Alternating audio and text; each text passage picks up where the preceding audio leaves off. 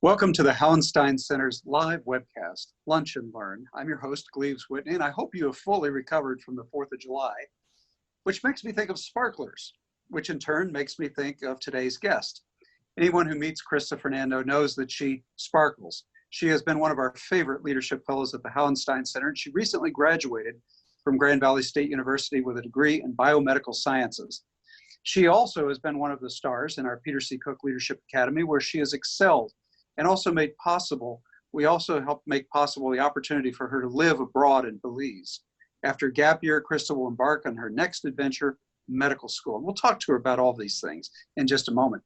My conversation with Christa will go about 20 minutes, 25 minutes or so, followed by questions from our viewers. So feel free to begin sending your questions to us right away using your Zoom toolbar to do so.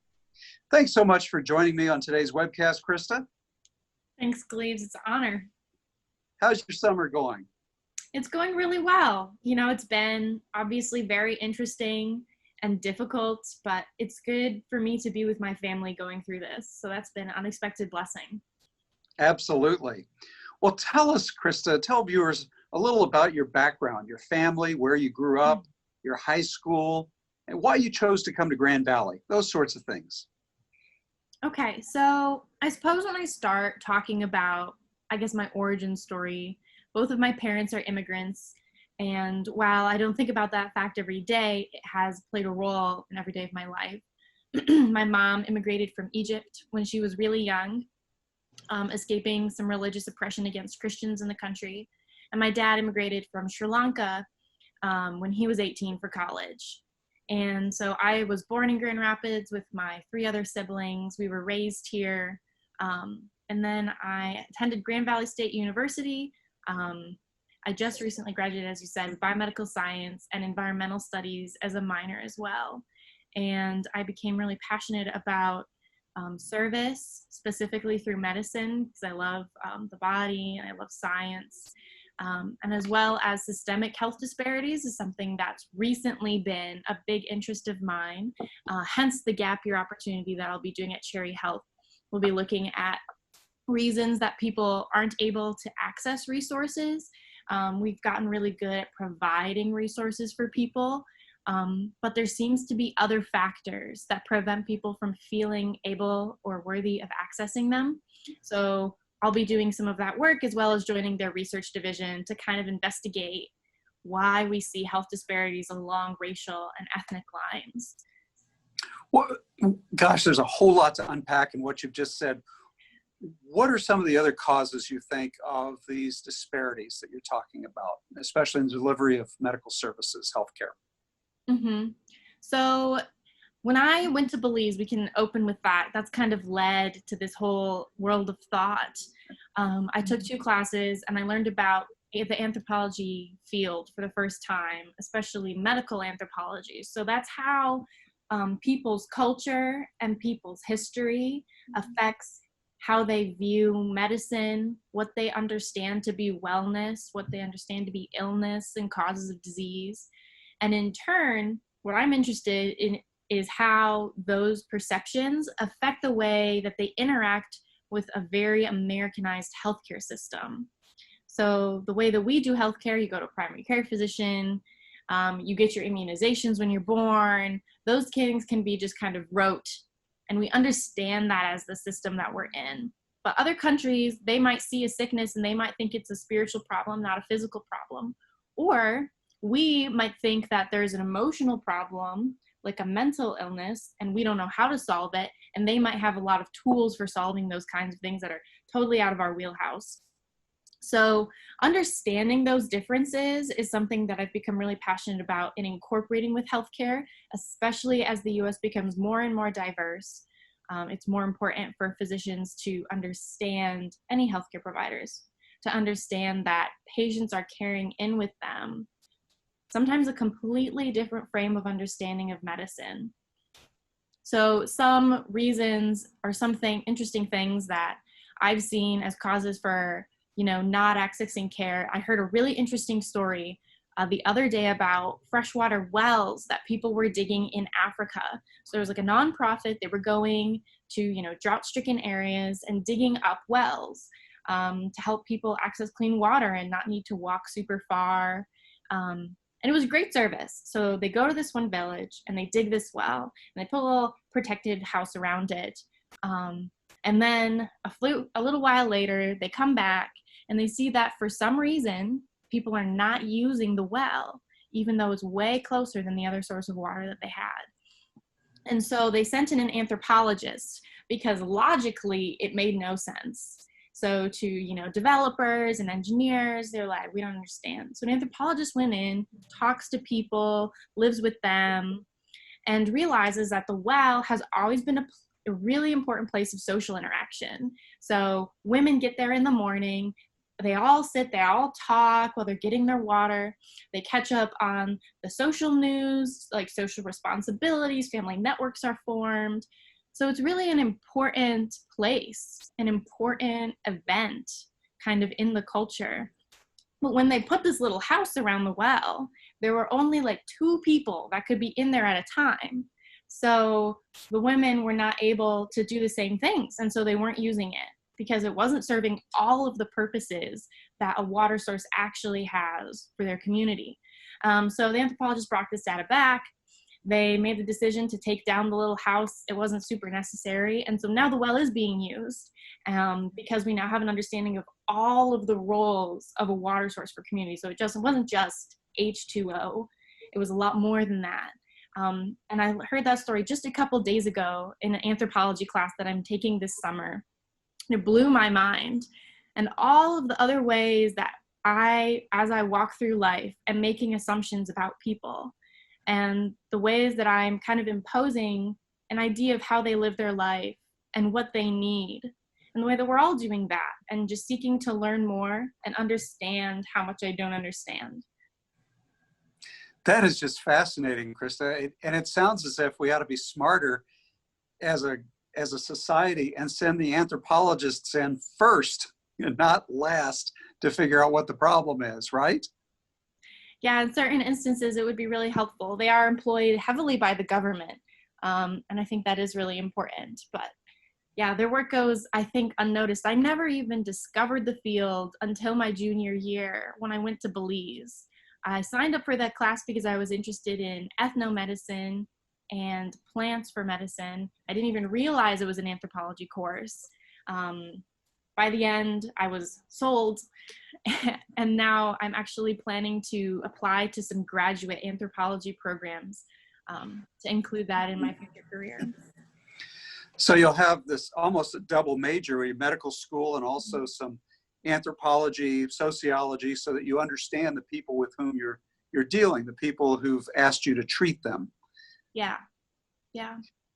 Wow, that is, it's so obvious when you describe it like that, because otherwise people aren't accessing it. It reminds me of a story that I learned about long ago when I lived in Colorado, and a philanthropist had noticed that the coal miners in South Central Colorado had sanitation problems. They, weren't really practicing the germ theory, and they weren't washing their hands and so forth. And so there was a lot of disease. So this philanthropist donated a lot of bathtub for every home. Well, the people, it turns out, were very devout Roman Catholics, and they saw the bathtub, and they didn't want to use it for the intended purpose. They saw it to create a shrine to the Virgin Mary. So they would set the bathtub up in their little yard, so that it's half buried, and they would put the Virgin Mary icon, the statues in there, and the little grouping of the Holy Family and that kind of thing. And, no one understood why they were doing this, but they wanted to be, spiritually clean, as it were. To them, that's what mattered, and that's what they saw in the bathtubs. Fascinating, but no one bothered to ask them prior to delivery of the bathtubs. And, the same with your story. We didn't bother to ask before we put the little shelter around the well. That's fascinating. So it sounds as if give me an idea. How many cultures are there in, say, the United States? Wow. Yeah, I could not answer that, but I couldn't imagine let's see, there's like 210 countries in the world, right? Something like that. Something like that. I would say very few are not represented at all in the States.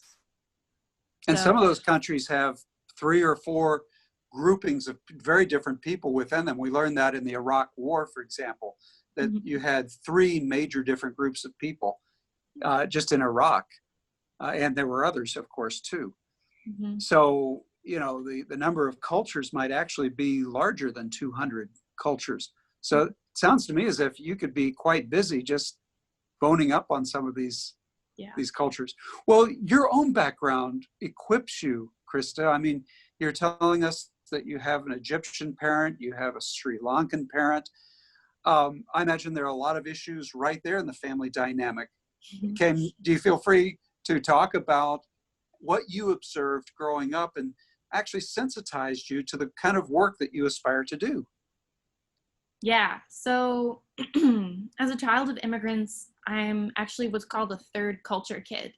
So that's a child who's been raised in the culture of their parents, been raised in the culture of America, but also exists in a weird lineal culture that is a mix between the both of those. And because I have 2 parents from 2 different countries, it's kind of like fourth. Because I've never met another Sri Lankan Egyptian in my life, but I live in West Michigan, which is a community of primarily Dutch Americans. And I grew up around kids who could assume safely a lot of things about their neighbors, about their religious beliefs, primarily Christian, socioeconomic status based on your neighborhood, that your grandparents kind of probably lived in the United States, didn't live somewhere else, a lot of your traditions and your rituals. But when I grew up, I was really fragmented at first. I would go to the east side of the state where my mom's side of the family lives, and everybody's making jokes in Arabic, and I don't understand them. And we eat all this amazing food, and then we'll fly to Texas and visit my dad's side of the family, and we'll eat great food, and we'll talk about, Sri Lanka and things going on there. And my grandfather will tell us stories about when he was in the Navy. And then come back here to my all-white community. And until I went to high school, those pieces of my life never really came together. So when they came together for the first time, and I realized that I was brown. I realized that I was not like my neighbors, and I was not like my friends. And that was saddening for a little bit, but it's also a reason to celebrate, because I'm really unique. I was made this way, and I have a role in this community. There are so many times that the community that my parents lived in, that my mom moved to, where she was not understood. She experienced a lot of racism as a child. When she immigrated, it was the late 60s, and she came to Detroit. And so she was 5, and so she just started in school. And my mom's side family from Egypt had zero understanding of the civil rights movement that had been going on. They came for religious freedom, which they thought that America could provide freely. And she experienced so much racism in school, lots of bullying, lots of people, making tons of assumptions about her capabilities, mainly that they are less.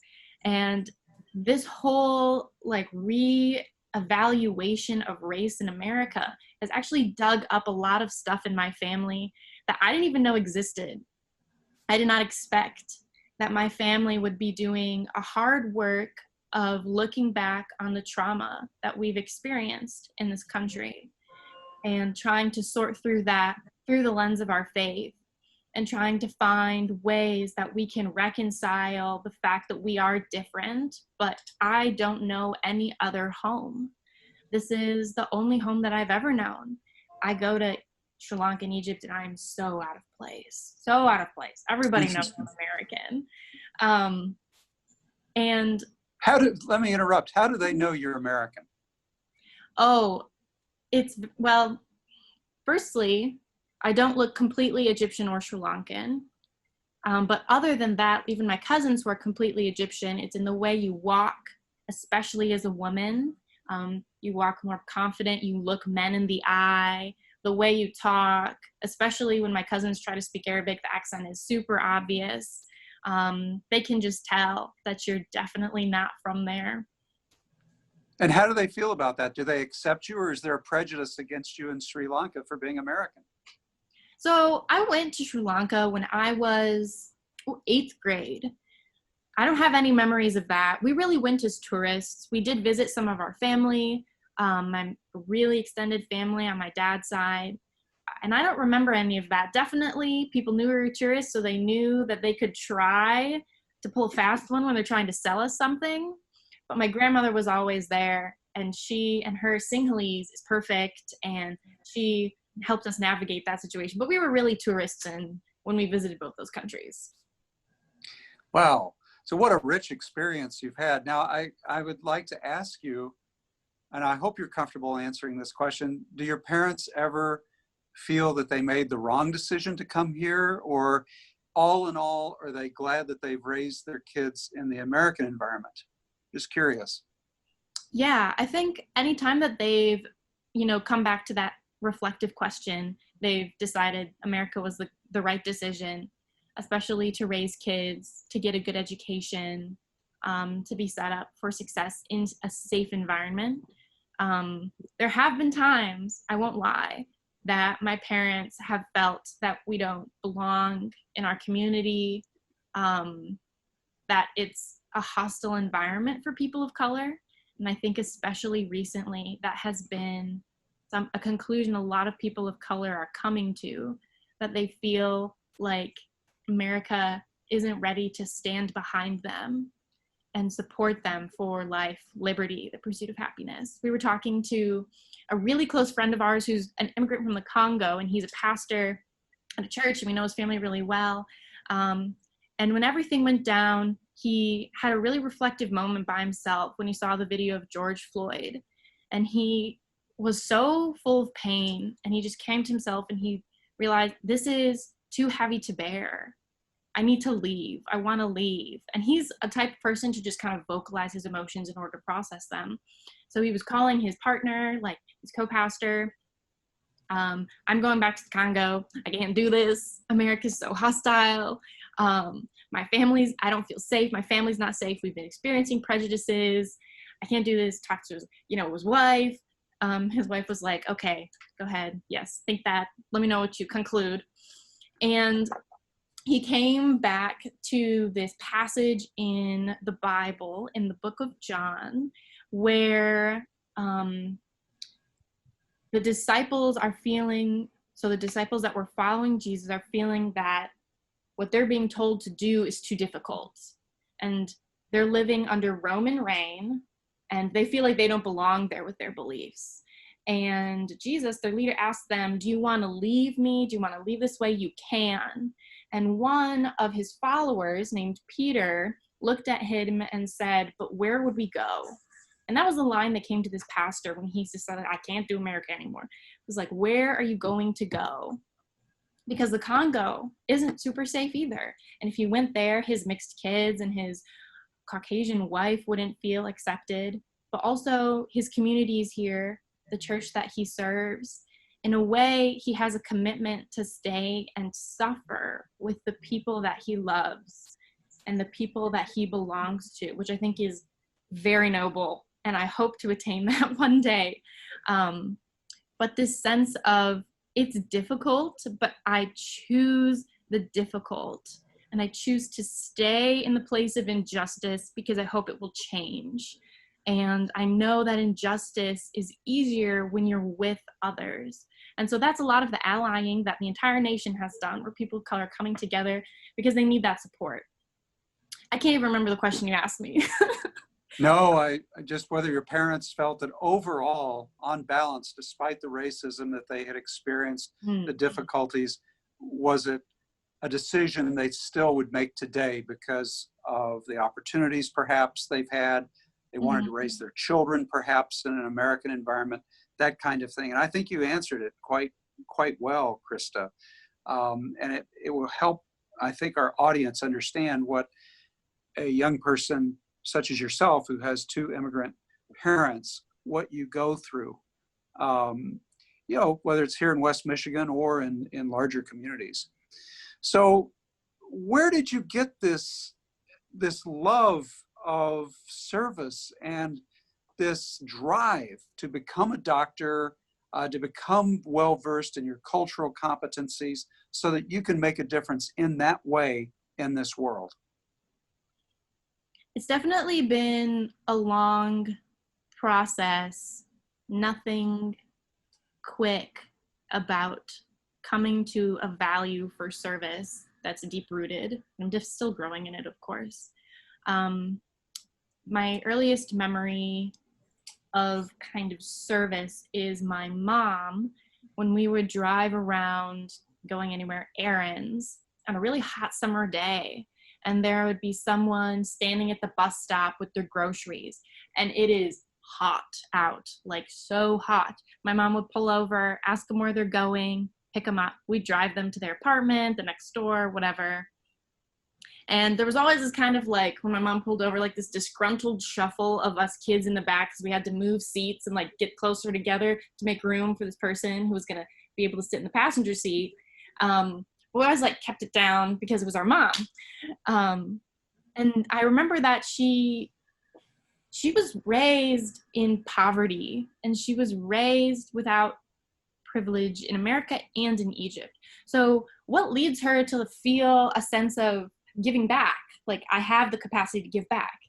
And when I asked her that, she didn't respond that she had that. What she had was a sense of, I used to be that person. Me and my sister, we rode our bikes through high school everywhere. We'd never had another car. We had one car that always broke down. And so she knows what it's like to stand on, at a bus stop and pick somebody up because it's hot. And that was something that meant a lot to me. So the word that comes to mind for that is kinship. She felt that she belonged to the people that were standing on the bus stop, that they were her family, that they were her neighbors. So the language that I got to use to kind of articulate this different drive for service comes from Father Greg Boyle, who he runs Homeboy Industries, which is the largest and most successful gang intervention service in America. It's based in Los Angeles, and I listened to a podcast from him. He's a great storyteller, and so I bought both of his books and read them, and they are today my favorite books, and he's my favorite author because he is a white man who grew up in privilege in LA, and he has found a service position among a highly diverse neighborhood with huge gang activity in LA. And he was there when there were the Watts riots. He was there with the riots in the 90s. And his language of compassion and his language of mutuality, he calls it, that he is not here to give other people what they need. He's not there to teach other people what they need to learn. He's there to be in relationship with them. And in relationship, he reminds people of who they are at the core, that at the core, they are compassionate human beings. And so it completely reframed service for me.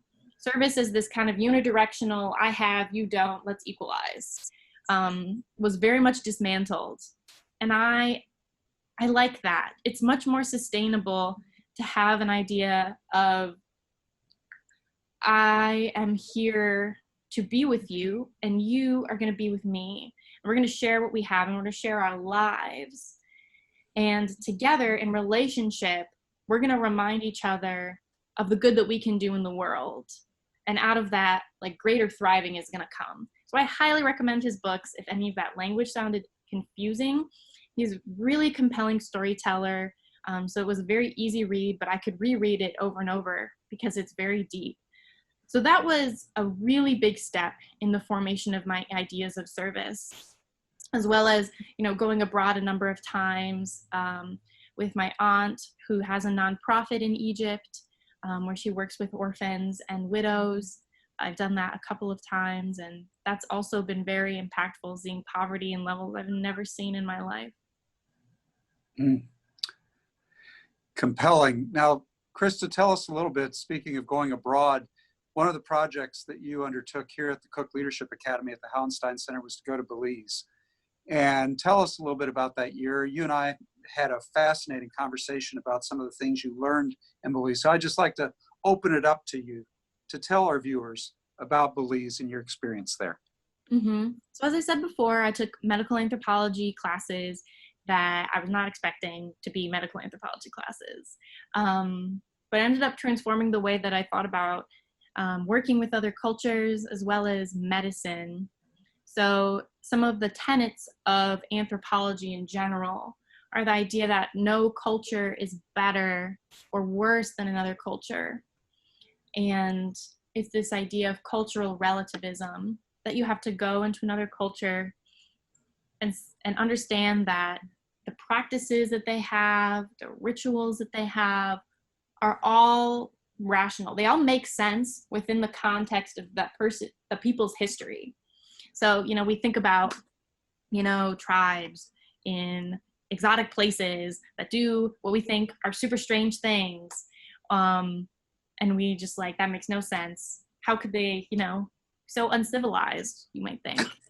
But in a way, they have been developing in a completely different environment with a completely different history. And there are reasons for absolutely everything they do that are rational. So the anthropologist very intentionally sets aside bias in those ways. They're not making any moral judgments. They're just trying to understand other people. And I like that peaceful approach because before you can initiate any change in another place, you have to understand that place. So when I was in Belize, some of the main things that we talked about were colonization and Western medicine that was coming in to try to increase the public health that was going on. And the main ethnic groups in Belize are Mayans and Garifuna. So Mayans, you have Mayan Empire, like forever ago, invented zero, whatever. They still exist. I did not know that. But when the Spaniards came and destroyed the empire, the people stayed. They didn't leave. The Spaniards left. And so we met full-blooded Mayans that still speak the Mayan language. There's like 27 Mayan languages, wild, because they're all over Central America in different regions. And they still practice a lot of the rituals, a lot of the medicines, which includes, really interesting plants that can do really powerful things if used in the right ways. And we learned about how when the Spanish came, they brought Roman Catholicism and kind of enforced it pretty liberally. But they never sought to understand what the Mayans believed because they thought that what they were believing was nonsense. So today, there is a lot of conflict in that area between Catholicism and Mayan religion because people are go to Catholic Mass because that's what they've done, that's what their parents did.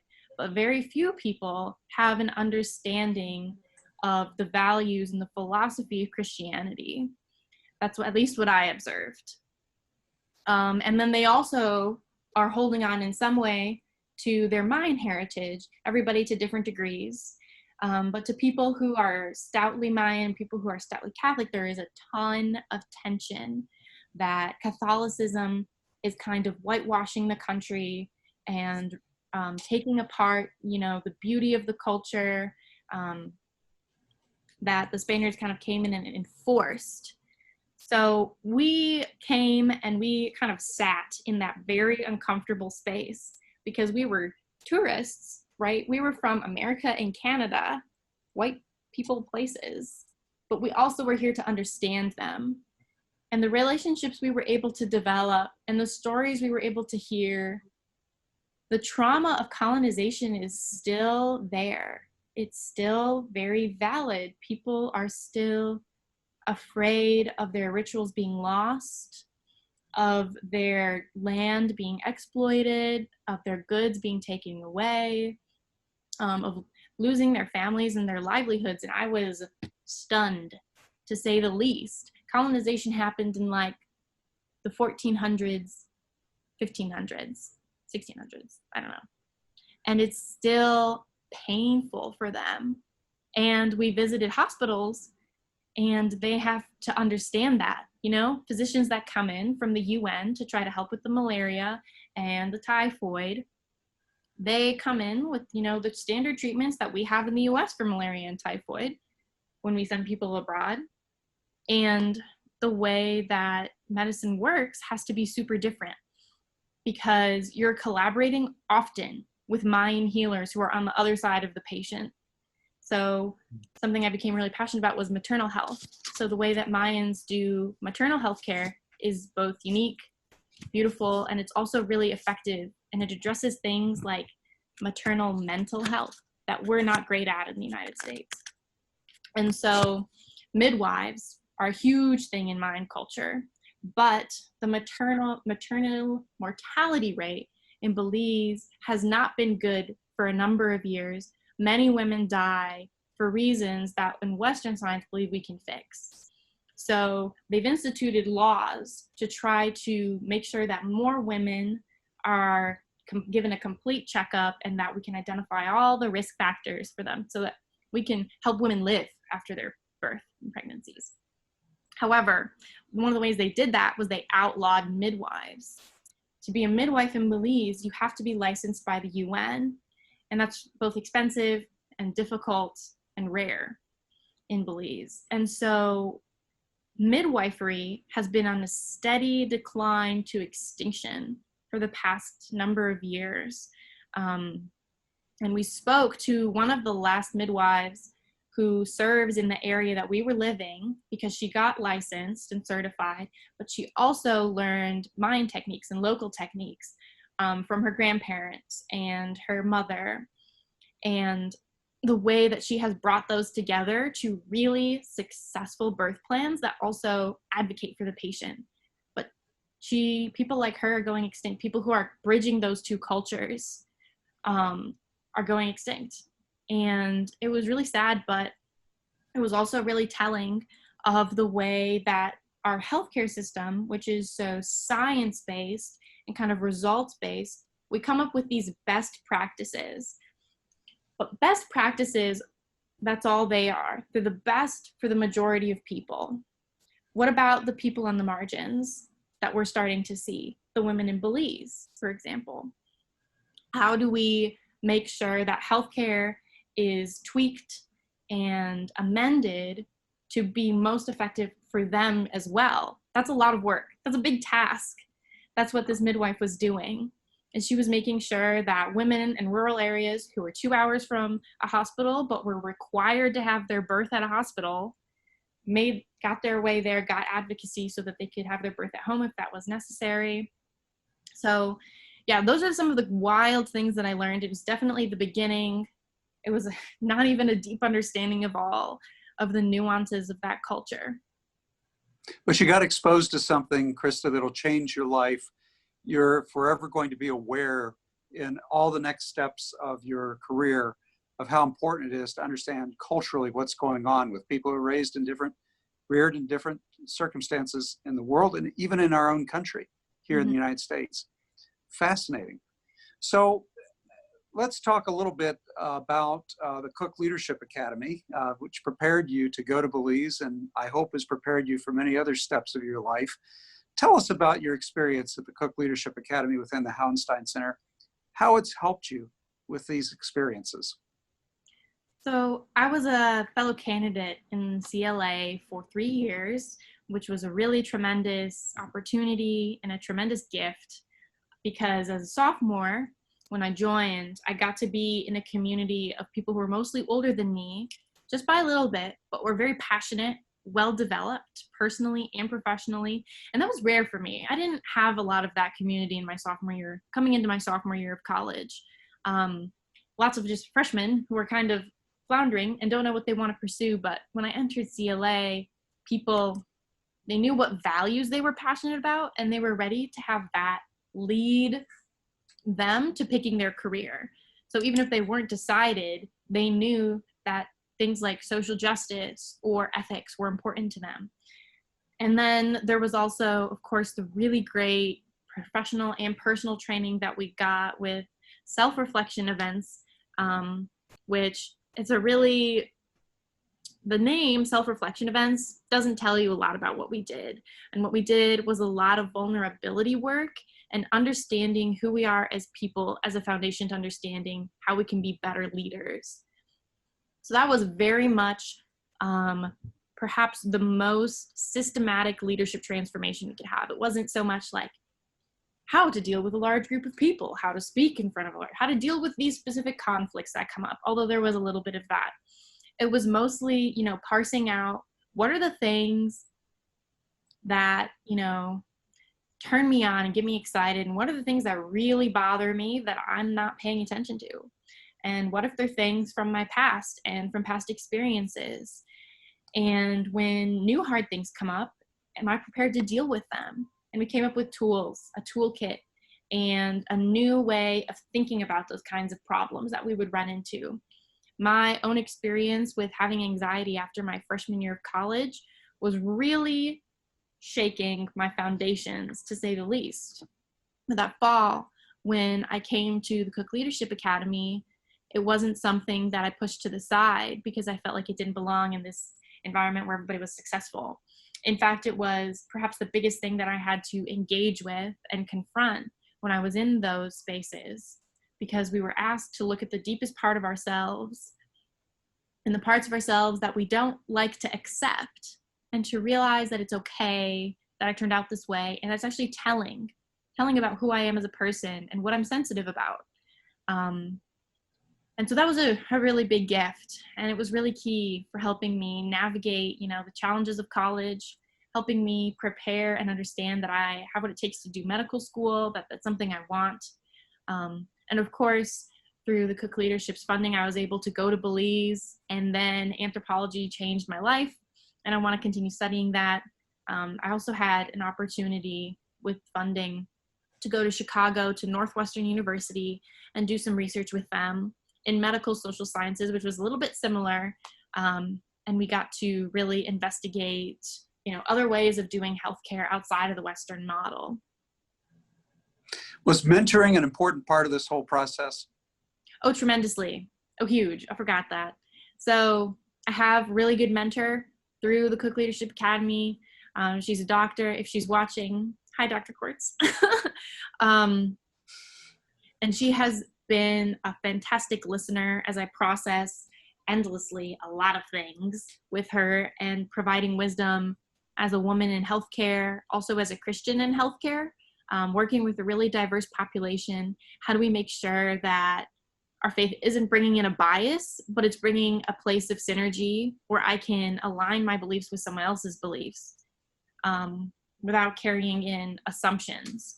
So that's been really powerful. She's also helped me kind of logistically look at medical schools and some professional development. And then there's also been kind of informal mentors that I've had, you know, a parent of one of my best friends who's really come alongside me and encouraged me. And then through CLA, I had a mentee that I was able to check in on, and we didn't do a whole lot together, but I definitely appreciated our relationship. She's tremendously creative and a very deep thinker, and she loves the use of story and narrative for helping people understand things and helping people change.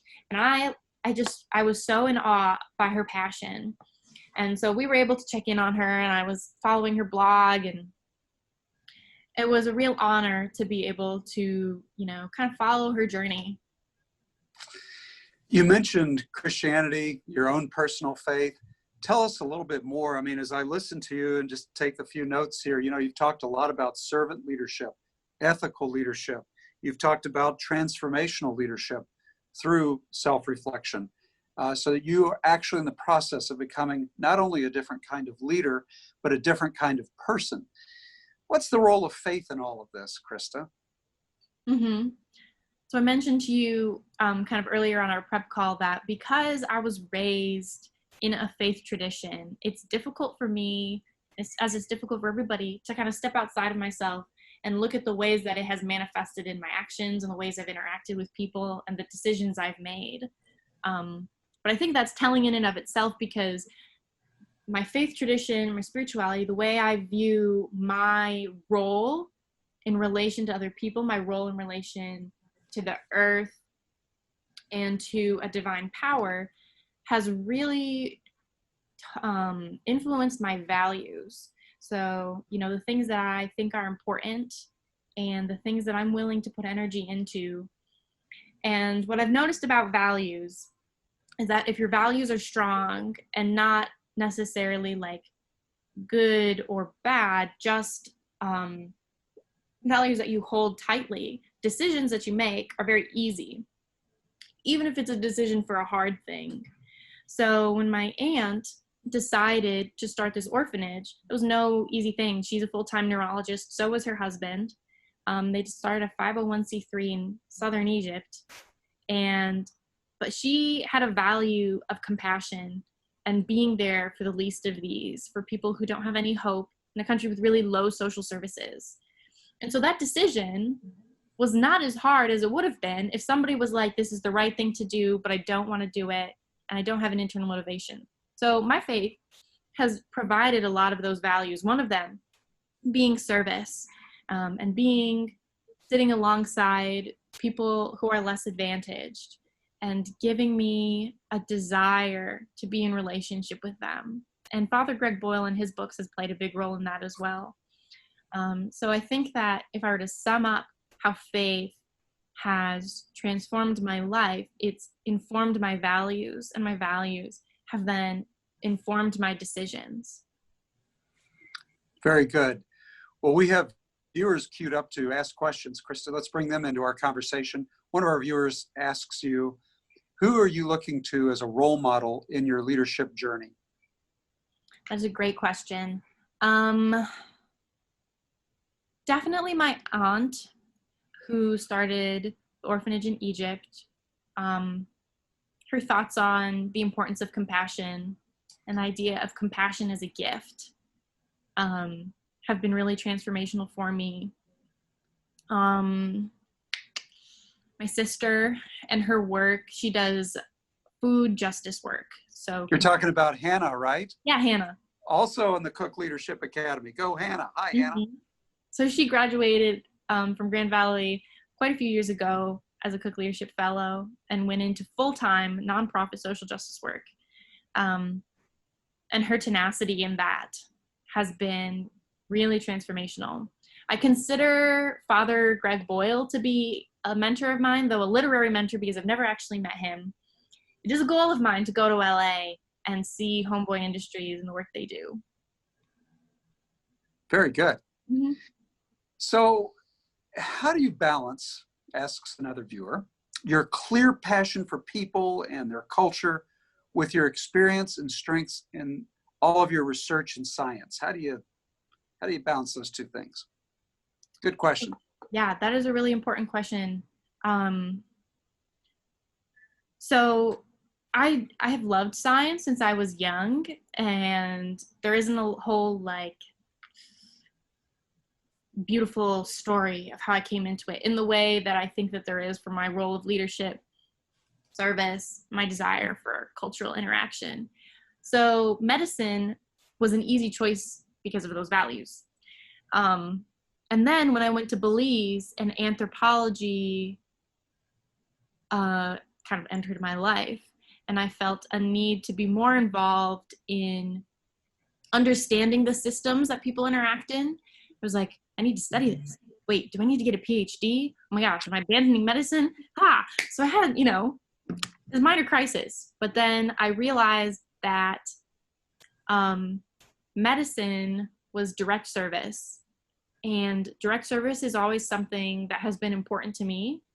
And I want to keep it in my life for sure, where I'm, acting change in people's lives every day, working with the people whose lives I want to change. Whereas anthropology can often be more of a background service role, at least the kind of anthropology I want to study, where I want to, make sure that we're understanding other cultures, understanding, how certain treatments are affecting them, the way that we are asking for people to take care of themselves. But often when you're doing research and you're reading and you're holed up in an office kind of typing away, that's service, but it's not direct service. So a value of mine, the reason that I decided to pursue both of these things was to keep both direct service and kind of indirect service discovery and systematic change in my future career. Then they actually dovetail quite nicely. Very what you learn in discovery complements your interactions with people, mm-hmm. and you've advanced in both ways then, right? Yes, absolutely. Another viewer asks, what advice would you give incoming freshmen at Grand Valley State University? That's a really good question. First of all, if there are any incoming freshmen watching, congratulations. That's right. Graduating, getting accepted at college, that's such a big deal. And you didn't get the celebration that you deserve. I think if I were to give advice, there are a lot of preconceived notions on what college is. And I would say that you find the college experience that you look for. You know, people say, oh, that's a school full of nerds, or that's a party school. Well, you will find those different scenes at any college, in any city, any place you go. So what you look for, you will find. So if you look for opportunities to challenge yourself and opportunities to change, you'll find it. If you look for opportunities to explore something new, and you take a class that you didn't think you'd be interested in. I took Spanish classes because I decided I wanted to, have a little bit of understanding of another language. And I ended up taking like 3 years of Spanish. And that's become something that's really important to me that I was not expecting. And I started doing some environmental studies classes because I find that that is also really important to health, environmental justice, especially in the United States. And so I got a minor in environmental justice I was not expecting. Some things that, less academic. I love to dance. And so I took recreational dance classes at ballet. One I took with a friend. That was a great time. And so I curated my college experience, and that's what you can do. You don't have to follow any one path, which is intimidating, I know. But you just take it step by step, day by day. And whatever you decide, college can be transformational for you. It most certainly can be, and people have to be alert to all the ways it can be transformational. And it's not just in your intellectual life. It is, so extracurricular and social in so many ways, the way we grow in our understanding. Christa, is there anything else that you would like to mention before we wrap up? Because I do have one more question for you. Let's see. I wrote a little list just in case I missed something. Oh, yes. Okay. So going off of my environmental justice thing and my environmental studies minor, for my senior project, I wanted to do something related to stormwater on campus. So Grand Valley is really great at taking care of the water that lands on our property and making sure it doesn't add to the pollution of greater bodies of water. But I did a project through the Making Waves initiative at Grand Valley, which is a 2-year kind of whole university focus on water. And so my research and my projects got published on that website, which is, I'm really thankful for that. It was a great opportunity. And right now I'm continuing to work with them after everything, all of the race riots that once they started, I realized that water and justice are really tied together, like the Flint water crisis in our own state is an example. And so right now I'm continuing to work with them just like a volunteer basis to do some research into water and justice. What does that look like historically in the United States, in other countries? What are people doing to repair that relationship? What are the differences that exist? Do people have less water based on race or socioeconomic status? Spoiler alert, yes.